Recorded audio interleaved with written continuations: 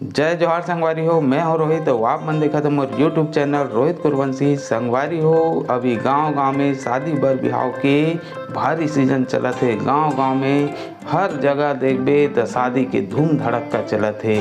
और शादी करे बर लड़का लड़की में 36 गुण मिलना भारी जरूरी है। गुण मिल घलो जथे, ओकर बाद भी प्रेम हा जीवन भर अटूट नहीं रहा है। लेकिन संगवारी बनाए बर, मित्रता करे बर 2 गुण मिलना भारी जरूरी है।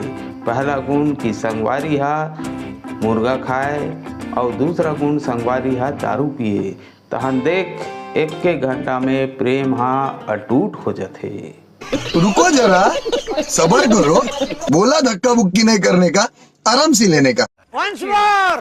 Once more! Once more! अभी गर्मी है भारी बढ़ गई है और भारी लू चलत है। एक सेती जब भी आप बाहर निकलो तब बढ़िया पटका रुमाल ला कान और आँखी मुँह ला बांध के निकलाओ। और संग में एक ठर छोटे मोटे प्याज रखाओ और सलाद में कच्चा आमा खाओ। ओकर संगे संग ज़्यादा मात्रा में पानी पीना है।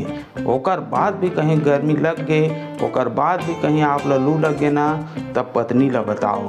काबर की पत्नी यहाँ अच्छा गर्मी लग घलो निकाल देते। ये बड़ी अच्छी बात कही आप।